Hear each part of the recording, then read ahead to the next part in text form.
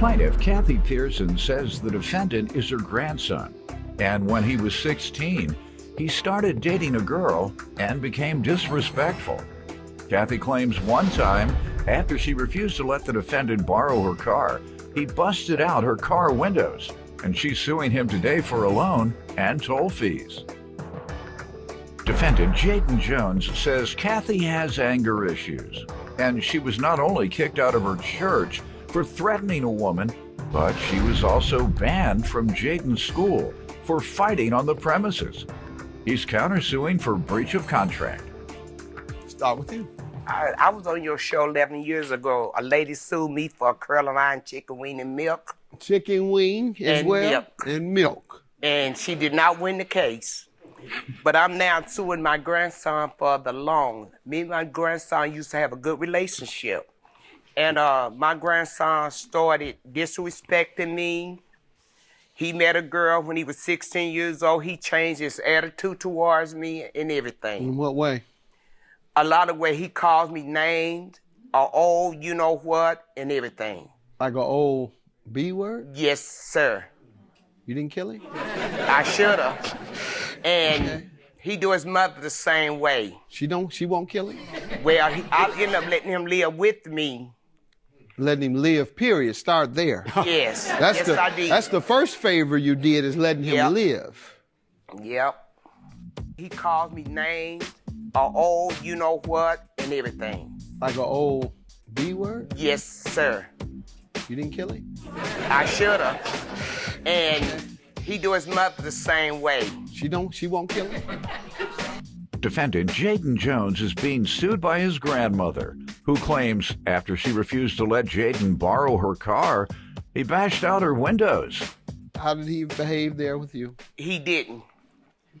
He What got type of mad at things? me one day because he wanted to take his girlfriend to work and I wouldn't let him use my car. So he went outside and bust out my car window. And I called the police, but I didn't press charges against him. It's because he was graduating the next week from high school, and I didn't want to mess up his career. Mm-hmm. But Did he- Jaden got a real bad attitude. Did he problem. graduate? Yes, he did graduate, and probably went to the service, but he didn't go. Okay. So what does he do now, to your knowledge? Well, he works. He moved out and got his own place. Oh, good. All right, that's what he needs. So you don't have to kill him. You know, I'm being sarcastic. People know that I wouldn't advocate killing anyone, but that happens. And that happens when you curse and hit your parents. Some of those parents kill you. I'm not, y'all laughing, that's a true fact. Unfortunately, perhaps one of the greatest crooners of all time, Marvin Gaye is. Yep. He hit his father. Father went and got the gun, killed him. Wow. Because he hit him. You've heard the saying, I brought you in this world, I'll take you out. That people are just not saying that. They're saying there's certain things you can do to your parent that will get you taken out. And you don't seem like you play a whole lot yourself. No, I did not. You don't play? I know you don't. Let me hear from you, young man. Well, I love my grandma, Your Honor, but she got a bad temper. She even got kicked out of a church. Yeah, she got into I it. told you, you didn't seem like an angel over there. Nah, she ain't. Oh, she You got not. kicked out the church? Yup. But for what? Her and a lady got into it. She threatened the lady saying she was going to go in her trunk. You know what that means. What's it mean? I mean, I'm going to hit that trunk and I'm going to get it and I'm going to put a okay. couple in you. Gotcha. Yeah. She got kicked out of my elementary school. For what? What did she get kicked out of the school for? Her and my auntie came to get me. She got into it with my auntie and she just started beating on my auntie At school? at the school outside Now, the what are front you door. going to say about these two things? No. That may be where he learned it. No, because she had stole my van. And she didn't ask me, and I went to school to go get him. She happened to be sitting up in the school. And I told her, what was she doing with my keys in my van? So me and her got into it. But I didn't fight her in the school. What about church? Why they put you out the church?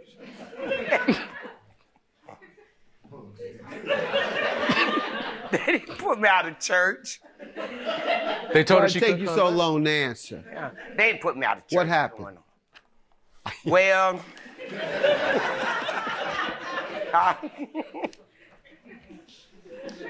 they put me out of that church.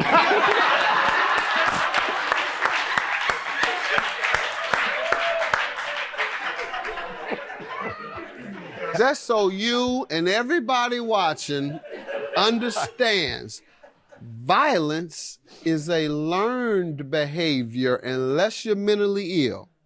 Unless you're mentally ill, violence is a learned behavior. Yes, it is. And, you know, that's like we talk about so much violence in America. Well, America was founded on violence. It's a violent country. Anyhow, okay, I ain't anti-American. I'm a good American. Where's my red, white, and blue? Just don't make America hate again. Nonetheless, my point is he's learning that from you, man. Well, he learned some of it from you. You play some role in this young man being violent like that and his outbursts and his anger. Lover. How long did he live with you? He lived with me about a year. Don't take but 6 months. Oh, okay.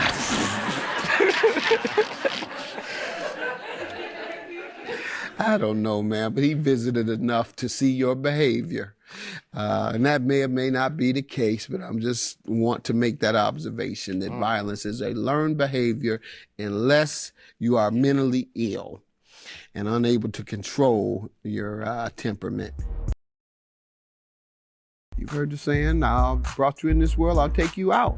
People are just not saying that. They're saying there's certain things you can do to your parent that will get you taken out. Defendant Jaden Jones is being sued by his grandmother, who claims after she refused to let Jaden borrow her car, he bashed out her windows. With regard to the loan, what happened here and the toll fees? Okay. I got this loan for him. He begged me, Grandma, will you get a loan for me so I can pay my rent? I said, Jaden, I don't want to get this loan. His mom wouldn't get it for him. So I didn't want him to come back to live with me. So I went to the cash store on a Monday and got this loan for him, and he was waiting for me. The people gave me $560. I gave him all the money but $100, and he signed the paper that he would pay me $50 a month. He didn't pay me 50 cents. All right. And what about the toll fees? Okay. The same day I got that loan for him, I didn't realize it. I got home from bingo, looked in my mailbox, and there was a toll fee that he had went through tolls, coming here to Chicago, going to different places with tolls. See it, please. I don't drive nowhere through tolls. I don't drive really at all no more. And if I didn't pay that toll, I would have lose my license. Yep. And He was the only one driving my car. And that's how I know he got them tolls in my car. Actually, Your Honor, she's wrong. I have a brother, and she let people, one of her bingo friends, use her car too. So I'm not the only one that use it. They don't drive to Chicago. I don't let nobody use my car but him. She don't be in the car when they be in the car. She let my twin brother use the car. I know he was living with me at the time, and he was driving to Chicago. And when I asked him about the loan, about the toll and everything, he would ignore me, didn't want to talk to me, snap on me, hang up on me, or whatever. Sir, He tell me about the that. toll when she'd ask you about it. I ain't had no knowledge of the toll, so I told her I wasn't going to pay something I didn't do. No, did you behave in the way she said? Ignore her or hang up on her? I hung up the phone on All her. right, good enough. And what is your defense to the loan? To the loan, well, Your Honor, I did ask her for the $575 it was for my rent. That's exactly how much it was. I was going to pay it back. But when we came out the loan place, she took $100 from the $575 and only gave me $475. Okay, so that meant you only owed $475. So what's your defense? Well, she wants me to pay the whole $575 back. I shouldn't have to pay the whole $575. I agree. You owe $475. What's your counterclaim for $100? How does she owe you? Because she took the $100 from the $575. But Your what Honor, about my Your Honor, interest? Man, Your Honor. I'm trying to understand this logic, man. Sir, I had to borrow the $100 for the $475. I had to borrow $100 so I could get the complete $575 From somebody else. And I paid them back. You ask her for $575. She loans you $475. So because she didn't loan you the $575 that you wanted, she only loaned you $475.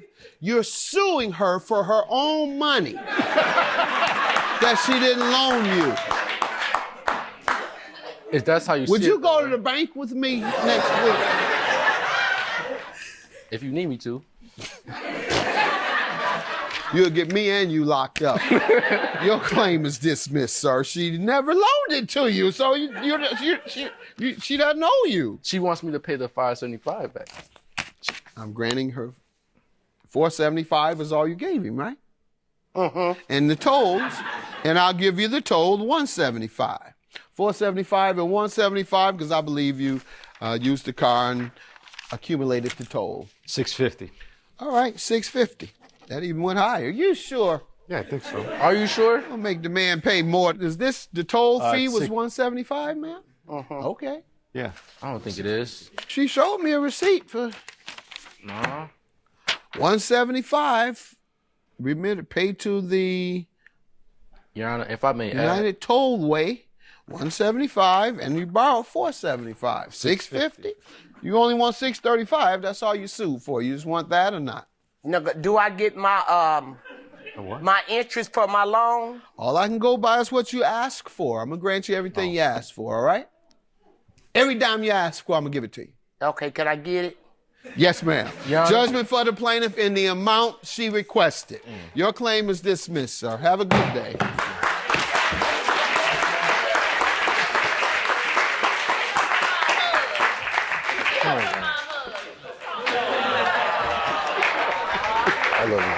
I love my grandson, but I'm glad I got my money. I love my grandmother, but $575, it's not it. $475 maybe, but not I five. love. I love her to death though. Plaintiff Dennis Cooley met the defendant in high school.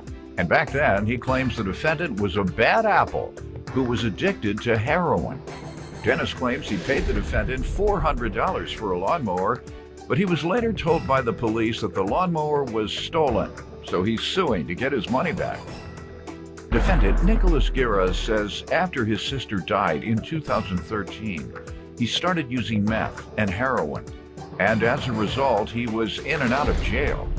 Nicholas claims he turned his life around after the birth of his son, and he's countersuing Dennis for harassment. Start with you. So I've known Nicholas since high school. He's always just kind of been a bad apple, you know. How so? He's just always in trouble, you know, for What fighting. type of trouble? Fighting and stealing, you know, robbing people, drugs. You know, he's addicted to heroin for a while. That'll make you rob and steal, Yes, yeah. But, you know, this was if all, that's true. you know, back when we were teenagers, you know, a long time ago. Did he get past it to your knowledge? Well, that's what I thought. I thought, you know, maybe he had grown up and, you know, so I gave him the benefit of the doubt and Plaintiff Dennis Cooley is suing his former friend, who admits that he became addicted to meth and heroin after the death of his sister. You all had separated for a while and then came back together? yeah, we didn't really hang out for a long time. Okay. You know, so I just figured he'd grown up, you know, like most people do. But, you know, obviously I was wrong, and you know, he's a liar and a thief. When did you all resume your friendship or association after high school? You know, when he reached out and contacted me, When was that? August 30th. So you all haven't had a lot of time to spend together where you would be able to observe his actions. All right, because I was wondering how long it had been. If he's all this, you would be able to have known. You're saying you didn't know. Let me hear from you, sir, about what's been going on in your life. Okay. So when I was younger, I was always getting in trouble. I was always into mischief. 2013, my sister passed away. It took a big toll on my life, and I started using heroin heavily and methamphetamines.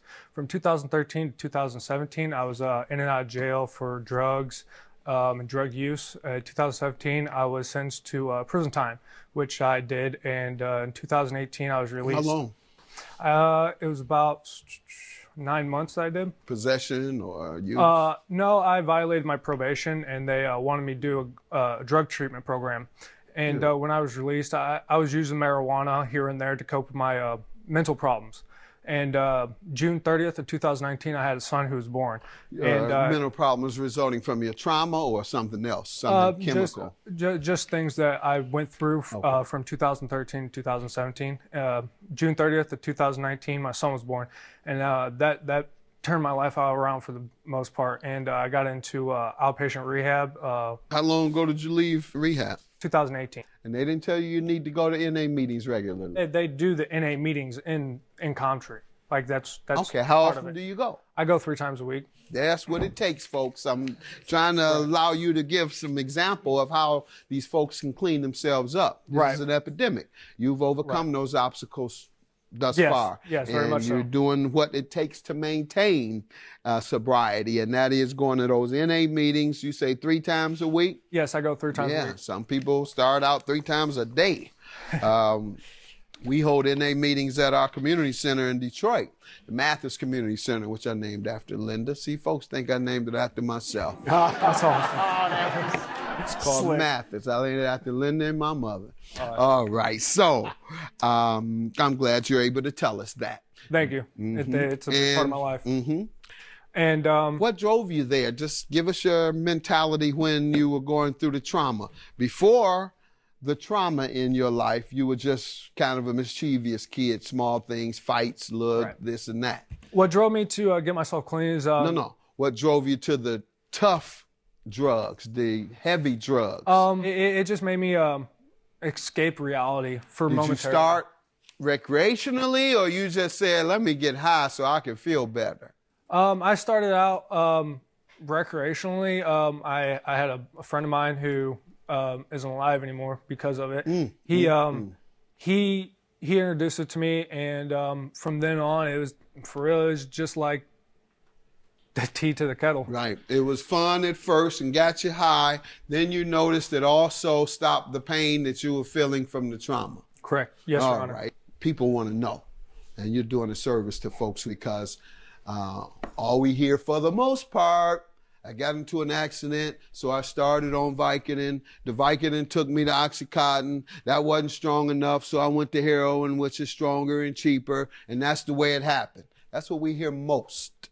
But we also are hearing now that it's covering the pain, and I knew that. That's what happens in the inner cities every day. That's why a lot of people in the inner cities are on drugs, because they're living the pain of poverty and everything that goes with that. So to escape that pain, you go and get high.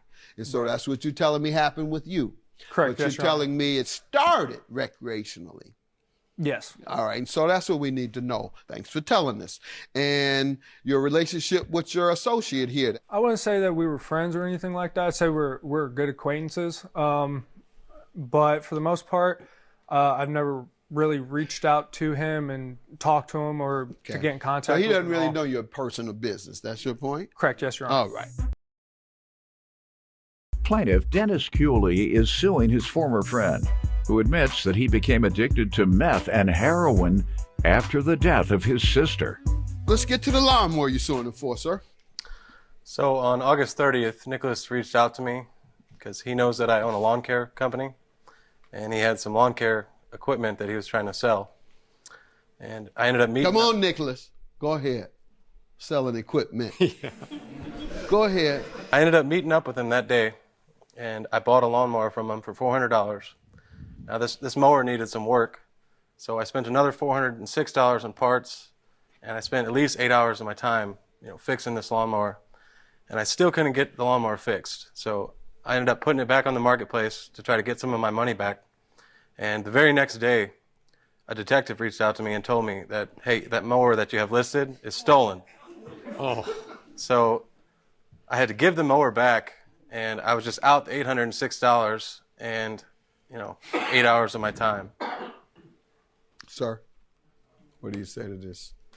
Your Honor, I believe I don't owe him any money Tell me because what happened, sir. You sold him a lawnmower. I Where sold- did you get it? What did you tell him? How much money? The whole story. You heard how he detailed what Right. happened. I need you to do the same. Okay, so a guy that I know owed me some money, and he gave me some lawn care equipment What do he owe you money for? for work. Pretty much, I worked for What type him. of work? Masonry work. I did a fireplace for him, and he didn't have the cash to pay me. So I told him I would take what he had to give me. Okay. And Where do you know this guy from? I know him from a friend of mine. It's his cousin. What does he do for a living? He actually details cars. He's not on drugs? No. Okay, go ahead. I'm just wondering. You said the police told you it was stolen. Somebody's on drugs. Don't laugh at me. Go ahead. The guy who gave it to me, he did say that they were hot, Right. and that they were stolen. He did or he didn't? He did tell me that. Yeah. And so That's why I'm asking. when you knew and he knew. when I got in contact with Dennis, on paperwork or on text message, I told him that it wasn't stolen, just for Not. You lied to him. Correct. You sold him then- stolen items and told him it wasn't. And knowing that you were putting him in jeopardy of going to jail. Go ahead. But the day that I met up with him in person and I sold him the lawnmower, I told him that yes, it was hot and to not take it into any people that could run the serial number because it would come back and he went a step further. Not only did he not worry about it, he displayed it on the internet. But he knew that it was stolen, Your Honor. I mean, who buys a $16,000 lawnmower for $400 not knowing that it's stolen? You didn't tell him until after you sold it to him. No, I told it to him when I was in person with him selling it to him. That's not true. Hold on. You just told me the first time you told him it wasn't stolen. Correct, on paperwork. Right. So that's what he's going to go with. He's going to go with that. He goes and gets his money ready. Oh, he got a $400 lawnmower for me. Okay, let me go and pay him and buy it. That's when he buys it, when you tell him that it's not stolen. And so once he buys it or is about to buy it, it's stolen. Plaintiff Dennis Cooley is suing his former friend, who admits that he became addicted to meth and heroin after the death of his sister. I don't believe you ultimately told him that. Do you have evidence that you said you told him that verbally. Correct, yes, Your Honor. You told him on paper that it wasn't stolen. But verbally you told him it was. Correct, yes, Your Honor. And I'm sure that's not what you're going to tell me. He never told you No, it he was never told stolen, me that. one way or the other. Your $700 for harassment, the counterclaim, how does he owe you for that? I feel like he owes me $700 for harassment because while I was working, he called my job several times asking if anybody by my name or if I worked there. And my managers came to me and their managers came to me asking why this man was calling and asking if I worked there. And they told me to figure it out or they were going to have to fire me. And what happened? I texted him on October 21st at 2:46 while I was still at work and said, why is my work calling me saying you're calling? And I worded it like that because for my safety, I didn't know what he was trying to do. What were you trying to do? Get your money back, right? Same thing he's trying to do today. Yeah, you don't have to worry about your safety if you gave him his money back. You'll say you will be fine. I was trying to find out if he worked there or not so I could have him served with a subpoena. Got it. All right. Well, sir, I'm going to let people make their own decision about you. You had me for a hot minute. I've made my own conclusion about your sobriety or lack thereof. But we do know that you told him you were selling him items that were not stolen, and then later it was determined that it was stolen. And we do know that he was calling to get an address, as he said, to sue you, which is what he has done. And indeed, he has won because you deceived him into purchasing it. Have a good day, sir. Good luck. I wish the best to you. Yeah, I just wish the best for him. I hope he gets his act together and, pulls through for his kid and, just grows up,